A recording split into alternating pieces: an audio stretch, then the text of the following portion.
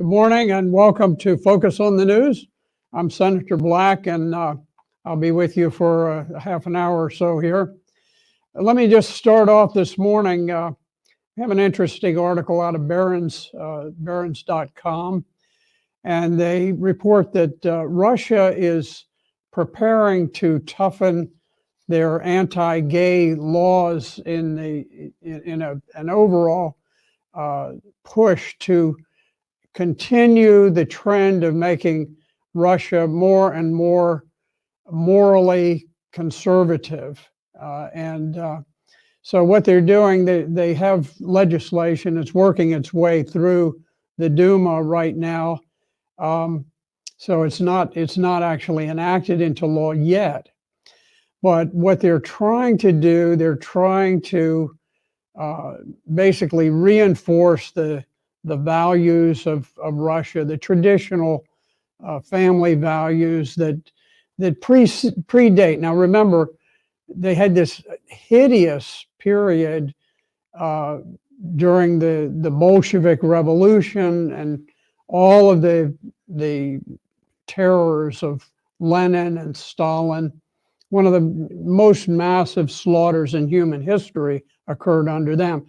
But actually, Russia has, if you go back before that, they have an ancient history of Christianity and of strong family values, strong moral values. And so starting in 1991 with the collapse of the Soviet Union, now you had the emergence of the Russian Federation, totally different. The old Soviet Union was officially an atheist state. The Federation of Russia, within its constitution, it recognizes God in 3 different places. It recognizes that marriage is the union of one man and one woman. It recognizes parental rights to oversee the upbringing of their children. And so they're continuing along this line. There's a strong trend of family values within Russian society. So they did have in place a 2013 law that banned exposing minors to homosexual propaganda. The draft bill, the new bill, takes it further, and it makes it an offense to deny traditional family values, and it also makes it an offense to promote non-traditional sexual orientation, and it applies to all ages from birth to the grave. So they definitely are strengthening the moral fiber of Russia, and they're doing it with the clear understanding that they're on the battlefield now.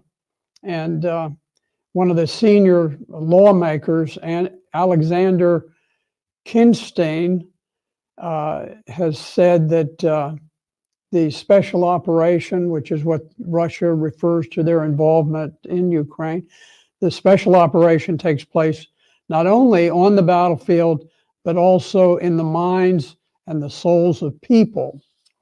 And they're one of the most influential individuals with the legislature says our enemy really holds the propagation of sodomy as the core of its influence. And this is interesting because the head of MI6, the British intelligence agency, at the very beginning of the war, said that we are fighting this war for our values, and especially, foremost, the advancement of homosexual ideology, LGBT plus, he called it. Now, meanwhile, a very interesting article out of the Ukraine, and this comes from the Jerusalem Post of Israel. which sometimes has some very interesting news. It doesn't typically hit the Western media. This is a strange report, and it says that 15,000 Ukrainians have decided to conduct a mass orgy if Russia deploys nuclear weapons. So it's contingent. It's not something that's actually about to happen. But it says that more than 15,000 people have confirmed participation in a sex orgy on a hill. They have a designated hill, and they'll do that if Putin decides to press the red button, they say, with participants even indicating whether they prefer, I'm not going to repeat the type of activity, but it's a very depraved sex, and they're going to decide, which men want to do it with which other men. And I won't repeat what the types of sexual depravity is. But they say 15,000 have already registered on Telegram for the sex party. And this mass homosexual orgy will take place on a hill outside this city, where participants will be asked to decorate their hands with colored stripes, kind of rainbow stripes, symbolizing their particular sexual interest. So if they're interested in participating, 3 stripes are for one kind of sex, and 4 stripes are for this other kind of sex. Both abnormal, rather filthy types of things. And there was a local Ukrainian woman who said that the program embodies the optimistic Ukrainian spirit and growing self-confidence in their chances of winning the war.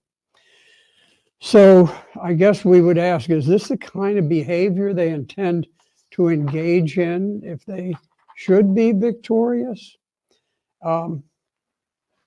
She says, this is the opposite of despair. Even in the worst scenario, people are looking for something good. This is the mega optimism of the Ukrainians.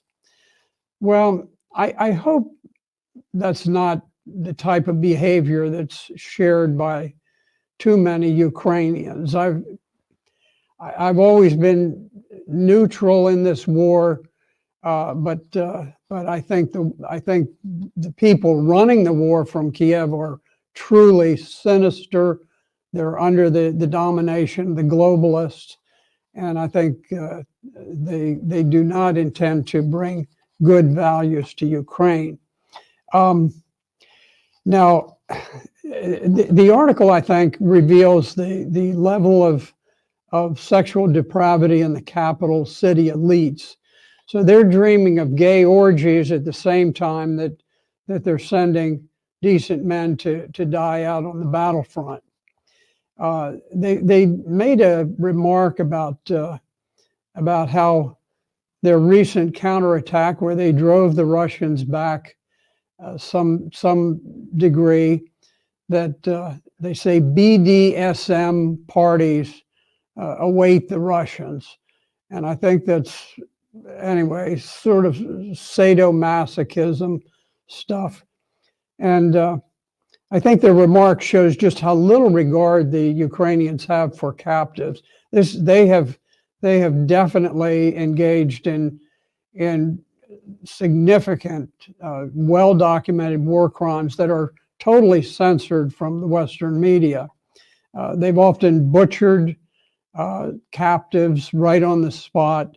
They've abused them in disgraceful ways. Some of them laughed while they were watching wild pigs eat a Russian soldier. So, and there seemed to be nothing to restrain this. It's not this little fellow Zelensky is not doing anything to stop this sort of abusive behavior. So I think we need to ask, here's the direction we're We're out there, the US, the UK, and NATO are all about killing Russians. And apparently one of the major motivations, according to the head of the chief of the Secret Intelligence Service for Great Britain, Richard Moore, who tweeted, you know, we should remember the values and hard-won freedoms that distinguish us from Putin. None more than LGBT plus rights. I hate to imagine, you know, I fought, I was wounded, was in battle hundreds of times. I would hate to have thought that somebody says, look, you're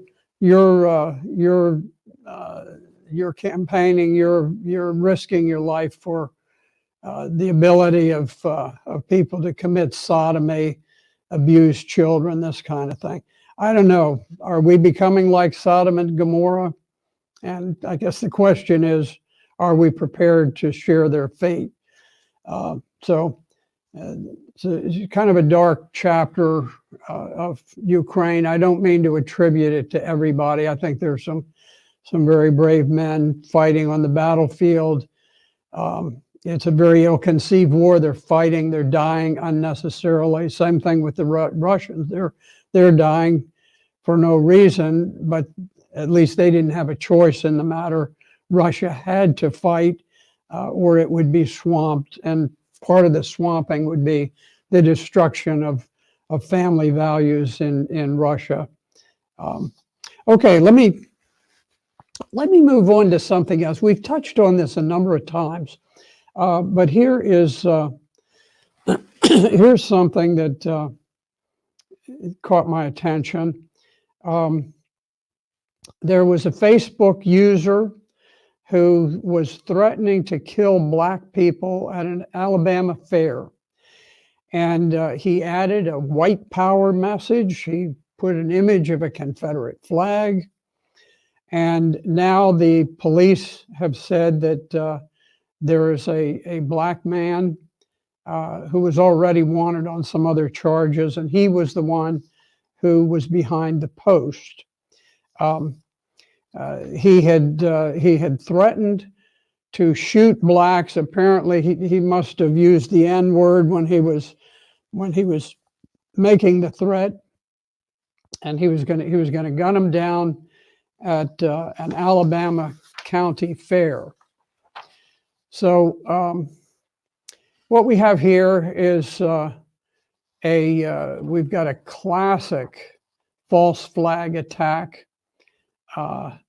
And he says, oh, let me see, here's the exact language. He says, the Facebook user indicated in the post that he and his friends are coming to the Opelika, Alabama fair to kill every Negro that we lay eye contact on. So be prepared, white power, the outlet said, adding that the poster's profile included the Confederate battle flag. Anyway, the Opelika police launched an investigation.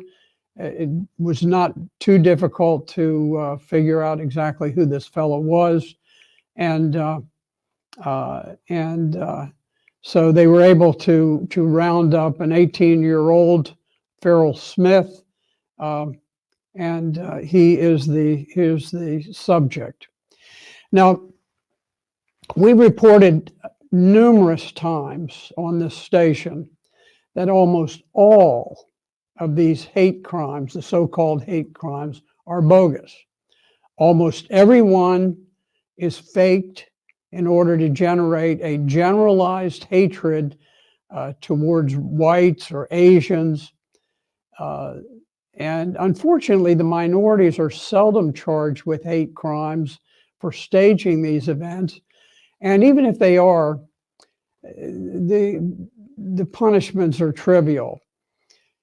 They shouldn't be. This is one of the most dangerous crimes that you can commit, because it creates a sense of hatred, and it tends to cause racial uprisings in which people are killed.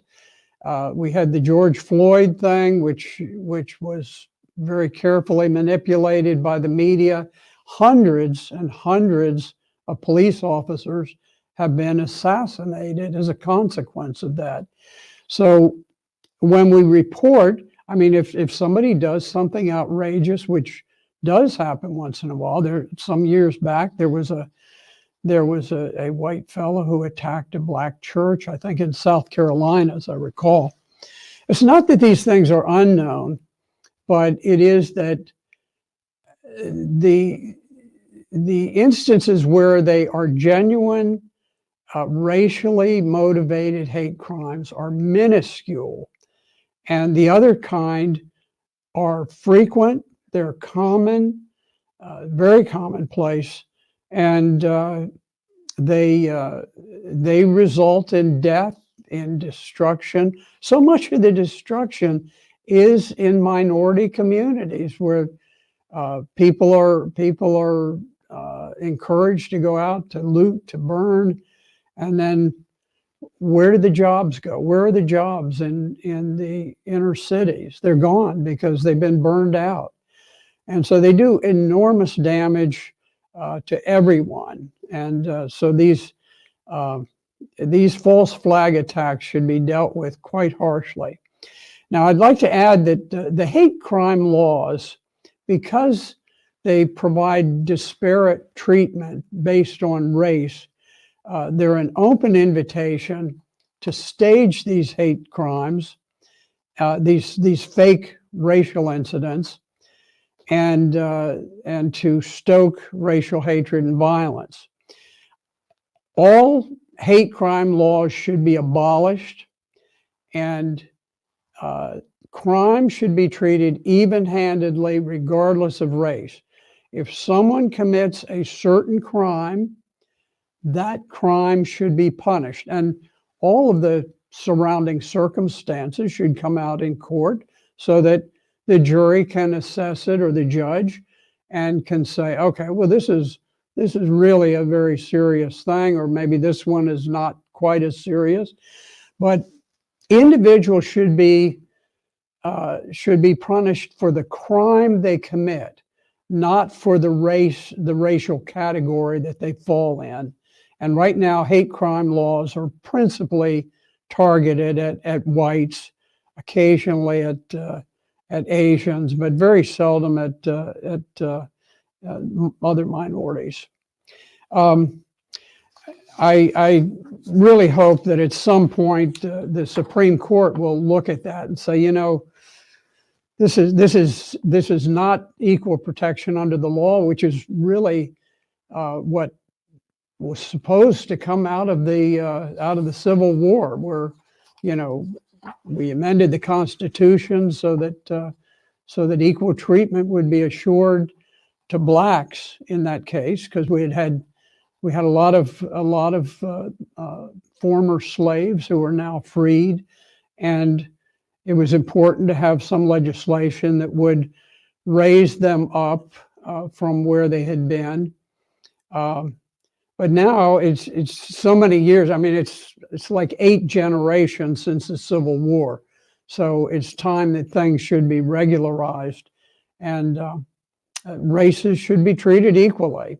I worked to end segregation when I was a teenager because I believed it was fundamentally unfair. That I wanted blacks to have the same rights under the law as everybody else. Not to automatically say, okay, each race gets the same share of everything. Because people are different. And if somebody excels as an individual, then they should. If they do okay as an individual, that's fine too. But I think we'd be a much happier society if people were dealt with as individuals and not as racial groups. Okay, let me get into our final topic. This is an interesting issue, and this deals with the COVID vaccination. There was a fellow named Doug Brignole He was a champion bodybuilder, very, very fit young individual. And he made a comment. He said, "If I die, you were right." Now he's dead. This is a fellow who he was very contemptuous of the people who were what they call anti-vaxxers, the ones who were against taking these new experimental vaccines. And he made a comment. He said that he had been vaccinated, and he was making a public statement. He says, "Those of you who think the vaccine kills people can use me as a test. If I die, you were right. If I don't die and have no ill effects, you were wrong. And you should admit it, at least to yourselves. Better yet, you should admit that you were misled and tell the world who misled you, so other people can benefit by avoiding those fear mongers." Well, he got the Moderna shot and he died 18 months afterwards. Now, I understand. I don't mean to seem too harsh towards him as a person, because he was a true believer. He believed what the government had told him, and he was just expressing his views, just as we express our views. The difference is, I think our views are correct. The COVID vaccine is a toxic and very deadly substance. There is no justification, in my personal opinion, for administering the vaccine to young people who are in normal health. I think it puts them at extreme risk. We don't even know what it does yet to a person's reproductive system. We don't know whether it will reduce the fertility of young ladies or of young men.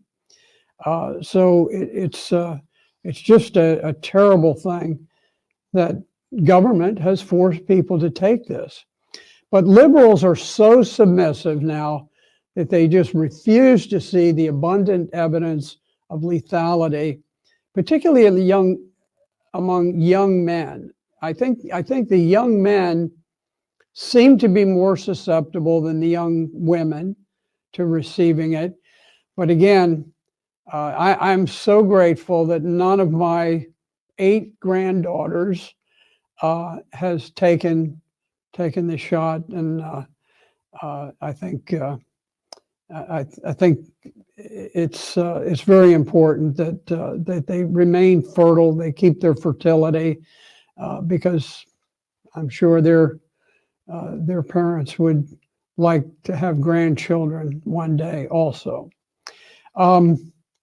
The social media like Twitter, Facebook, and YouTube did a horrific disservice to the public by censoring medical experts who have warned about the lethal effects. You know, our form of government, our capitalist system, our system of freedom has been just horribly damaged by the censorship that's being imposed by Twitter, Facebook, YouTube, because you arrive at solutions with a robust discussion. You can't say, well, we'll call these ideas disinformation and we'll call our ideas correct information. I'll give you a good example.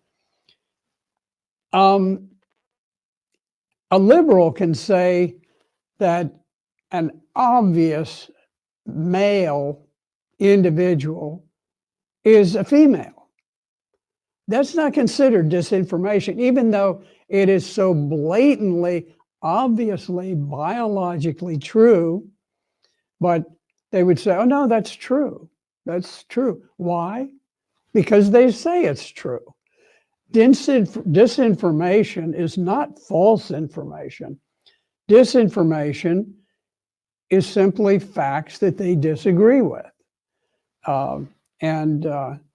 You know, back in the days of Galileo, when he was talking about the planets and how the Earth revolves around the sun, what he was saying would have been labeled disinformation, and it was labeled disinformation back then. Of course, it turned out Galileo was absolutely true or absolutely accurate. And that's the problem. When you suppress voices, you slow the advancement of science, and you interfere with democracy. Democracy cannot exist if you do not have a free market of ideas openly expressed. Some of them wrong. Some people will say things that are wrong. Some people will say things that offend other people. But fundamental to the existence of America is the idea that we can express ourselves. And if people don't like the ideas you express, they can argue the other side. But that's what freedom is all about. So I think it's critical that the new Congress make it a priority to outlaw censorship. And what they can do right now, these social media companies are provided by, they're protected by Section 2030 from immunity from lawsuits. In other words, nobody can sue these social media companies for whatever they do. No, it doesn't matter. They just can't be sued. And so I think it's very important to force them to make an election. Either you make your platform open to the free expression of ideas, or surrender your Section 230 immunity. Because either you are acting as an editor of material, or you are simply acting as a platform for the free expression of ideas. So I don't think it'll be too hard to get some control over the social media, but hopefully the upcoming elections will change things. Right now, things are looking extremely good for the Republicans. And I think unless the Democrats pull off some sort of a very nasty, very sinister October surprise, I think we're going to see the House and the Senate turn over to the Republicans. So we will see.